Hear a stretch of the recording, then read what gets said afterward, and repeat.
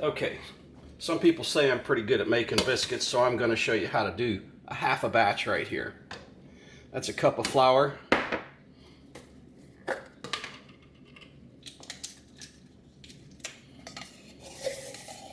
half a tablespoon of baking powder,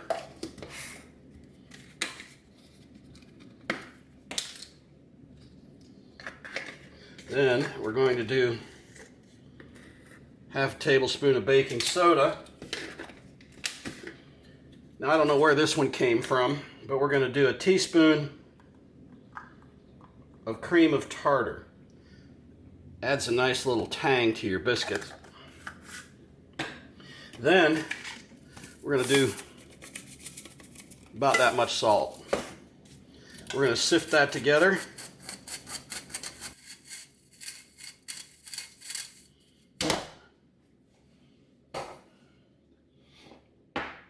Next, we're going to grate in most of this stick of frozen butter.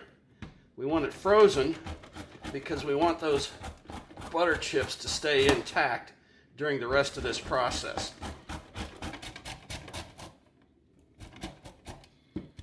Now, we're going to stop every once in a while and make sure that butter doesn't clump together. So we're going to stir it into the flour and go back to our grinding process.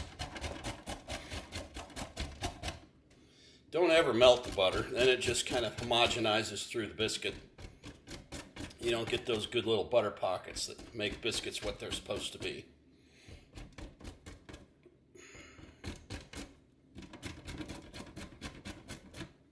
That's pretty good right there.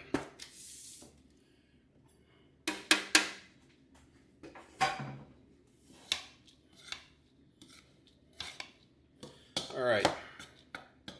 Now, here's my big secret. I don't drink milk very much. It doesn't stay in the house. It doesn't last in the house long enough to go from one biscuit mix to another. So,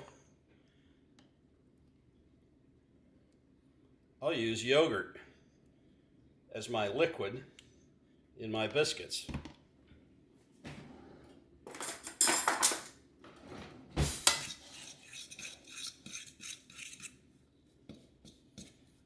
And I just kind of go by feel on this. So it's not quite ready to make a dough, so we're going to add a little more.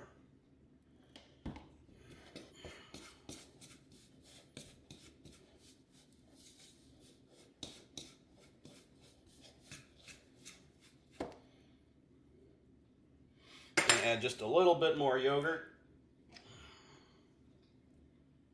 That should get it.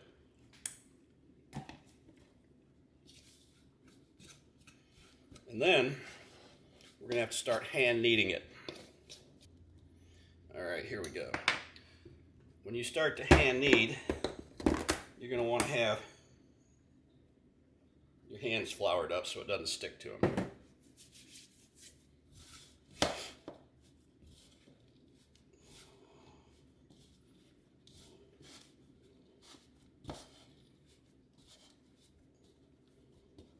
I'm going to add just a titch more.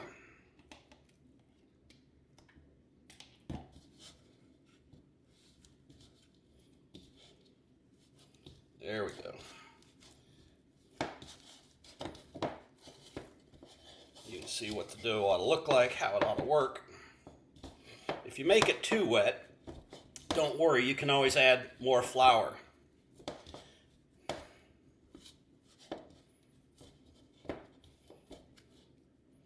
All right, got that together. Now we're going to flour the countertop.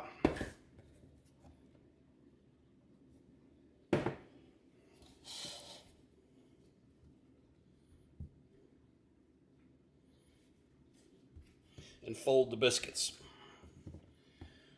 1, 2,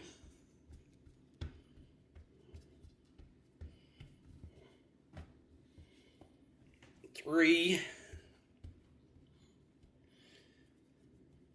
You do this to get the flaky layers and get some air pockets in there.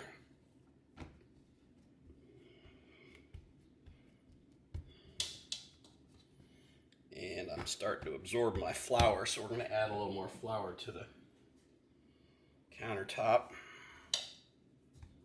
There we go.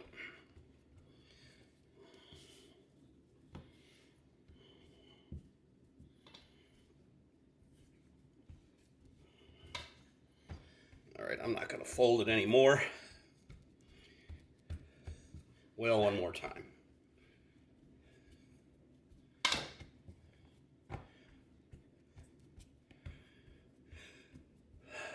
All right, I'm pretty happy with that. Our next step is to cut it and get it on a biscuit pan. Now when you cut the biscuits, you go straight down with a cutter. You can use a cup too, but do not twist. That will seal up the biscuit. Cut them as close together, because these, when you recover the remaining dough and smack it down again, of course you're changing the texture of the biscuit every time you do that.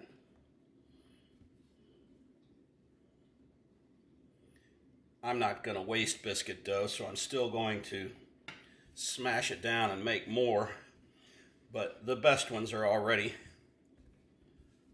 on the pan.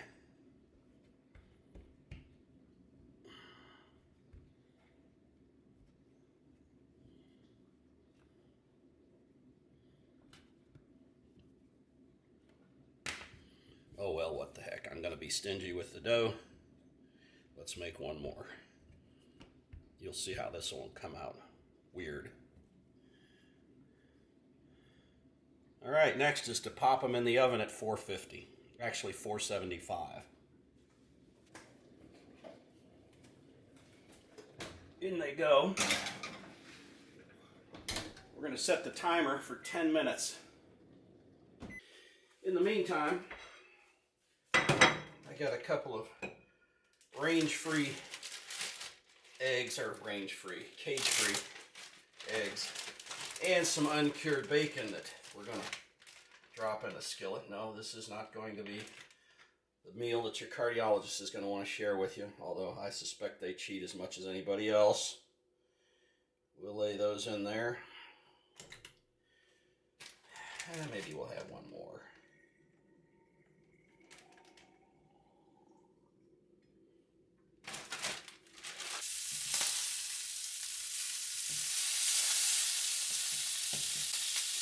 I have to say this bacon is kind of misbehaving in this skillet here. So we'll probably have to do the eggs in a different one. Nevertheless, it's going to be tasty.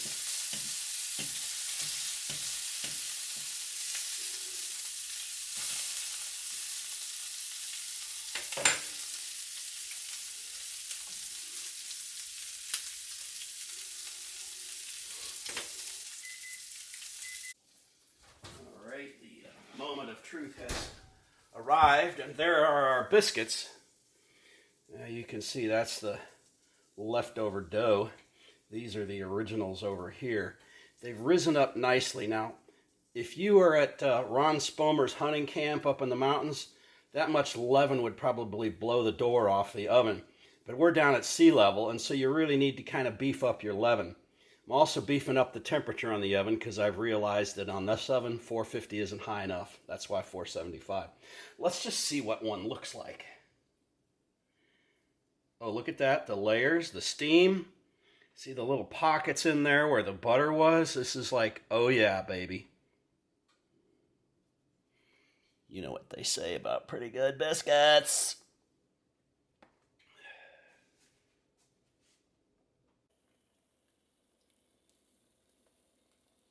And there are the eggs.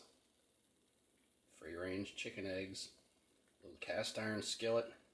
We're going to do them over easy.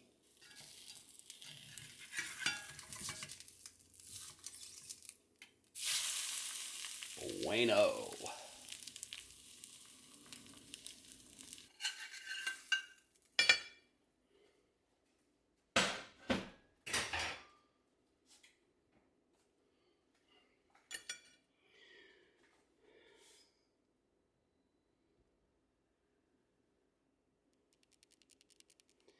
Now, if you're born in Kentucky, you know that you don't do anything until you tear the biscuit half in two. It isn't enough to just tear it in two. It's got to be half in two. Then we're going to put a little bit of this remaining butter here and this little remaining butter here. Since biscuits were always kind of a pioneer thing, we're going to use some good old sorghum molasses on them.